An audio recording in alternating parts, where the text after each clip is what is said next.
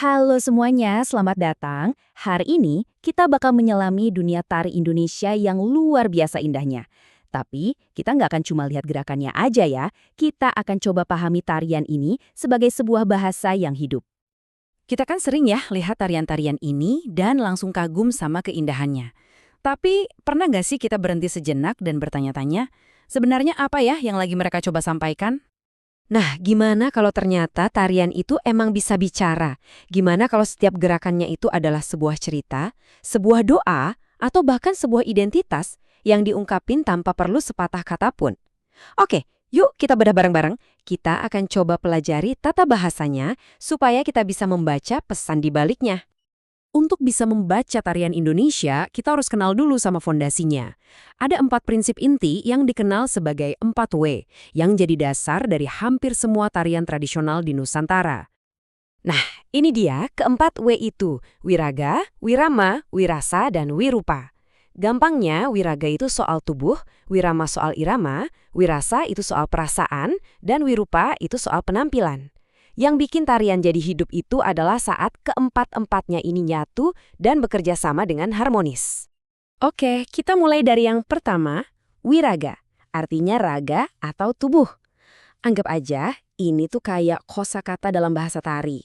Setiap gerakan tangan, kaki, kepala, bahkan lirikan mata, itu semua adalah kata yang dipakai penari buat ngebangun cerita.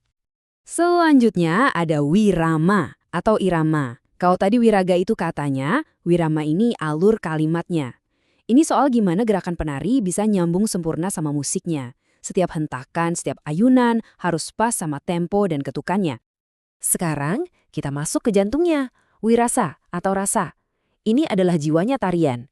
Seorang penari itu nggak cuma bergerak, mereka harus bisa mentransfer emosi dari cerita. Mereka harus bisa bikin kita yang nonton ikut merasakan. Entah itu rasa gembira, sedih, atau hikmat. Dan yang terakhir ada wirupa atau rupa.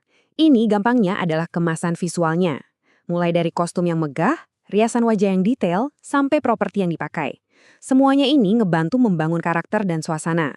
Biar kita benar-benar kebawa masuk ke dalam ceritanya. Oke, teorinya udah dapat kan? Sekarang, biar lebih kebayang, kita coba terapkan 4W tadi ke contoh tarian beneran. Kita mulai dari yang super terkenal dan luar biasa, yaitu tari saman dari Aceh. Kutipan ini nunjukin kalau tari saman itu dalam banget maknanya. Ini bukan cuma pertunjukan biasa, ini adalah cerminan dari nilai-nilai agama, sopan santun, disiplin, sampai kepahlawanan yang dipegang teguh oleh masyarakat Gayo. Nah, ini yang bikin tarian saman unik banget. Awalnya, tarian ini dipakai buat media dakwah. Para penarinya duduk berlutut rapat banget. Dan yang paling bikin takjub, nggak ada alat musik sama sekali. Ritmenya itu murni dari suara tepukan tangan, tepukan dada, tepukan paha, dan nyanyian mereka. Kuncinya cuma satu, kecepatan, presisi, dan kekompakan yang wow, sempurna. Jadi kalau kita sambungin lagi ke konsep 4W tadi, tari saman ini adalah contoh paling nyata dari kekuatan wiraga dan wirama. Wiraganya kelihatan dari kontrol tubuh para penari yang harus presisi banget. Dan wiramanya, mereka ciptakan sendiri dari tubuh mereka. Ini benar-benar simfoni yang dihasilkan dari disiplin dan persatuan. Oke, dari Aceh, sekarang kita geser ke Sumatera Barat. Kita lihat contoh lain, di mana elemen yang ditonjolkan itu beda lagi. Mari kita bahas tari piring dari Minangkabau. Konteksnya penting banget nih. Jadi, tari piring ini awalnya adalah bagian dari ritual agraris. Intinya, ini adalah bentuk ucapan syukur kepada Sang Pencipta atas hasil panen yang melimpah. Jadi ini semacam persembahan, sebuah doa dalam bentuk tarian. Di sini, kita bisa lihat kode-kode di balik tari piring. Hampir semuanya punya makna. Piring yang mereka bawa itu simbol panen dan kemakmuran. Gerakan melingkarnya punya filosofi soal siklus hidup dan kehati-hatian. Bahkan warna kostumnya pun ada artinya. Merah itu keberanian, emas itu kemakmuran. Keren ya, seperti kita lagi membaca sebuah teks budaya yang bergerak. Nah, di sini bedanya kelihatan jelas. Kalau tari saman tadi kuat banget di wiraga dan wiramanya, tari piring ini justru sangat menonjolkan wirupa dan wirasa. Wirupanya jelas dari kostum yang meriah dan piringnya itu sendiri. Dan wirasanya tentu saja perasaan syukur dan gembira yang harus terpancar dari ekspresi para penari. Tentu saja budaya itu kan nggak statis ya, dia terus bergerak, berevolusi.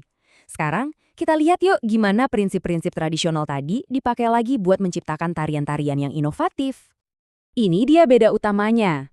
Tarian tradisional itu biasanya terikat sama aturan atau pakem yang udah baku, turun-temurun, dan seringnya untuk upacara adat atau ritual. Nah, kalau tari kreasi baru, dia ngambil inspirasi dari tradisi, tapi lebih bebas untuk berinovasi, menciptakan koreografi baru, dan tujuannya lebih ke pertunjukan panggung. Dan salah satu contoh tari kreasi daru yang paling ikonik dan indah itu adalah tari merak yang diciptakan sekitar tahun 1950-an. Lihat deh betapa cantiknya kostum dan gerakannya. Inspirasinya dari mana? Dari alam. Tepatnya dari tingkah laku burung merak jantan yang lagi melebarkan sayap indahnya untuk menarik perhatian si betina. Ini bukti nyata gimana 4W tadi bisa dipakai untuk menceritakan kisah yang benar-benar baru yang diambil dari alam di sekitar kita. Jadi, setelah kita jalan-jalan singkat di dunia tari Indonesia ini, apa sih kesimpulan yang bisa kita ambil? Poin utamanya adalah ini, tarian Indonesia itu jauh lebih dari sekedar gerakan indah. Ini adalah sebuah bahasa yang kaya, yang membawa sejarah, nilai-nilai filosofis, dan esensi kebersamaan. Ini adalah cara berkomunikasi yang luar biasa, tanpa perlu kata-kata. Dan ini mungkin meninggalkan satu pertanyaan untuk kita renungkan bareng-bareng. Saat kita melihat evolusi tarian dari ritual sakral ke kreasi baru, sebenarnya gimana sih cara terbaik kita untuk menghormati warisan budaya? Apakah dengan mengawatkannya di dalam kaca, membiarkannya sama persis, atau justru dengan memberinya ruang untuk tumbuh, beradaptasi, dan terus menari? Nah, itu dia pertanyaannya. Terima kasih sudah menyimak.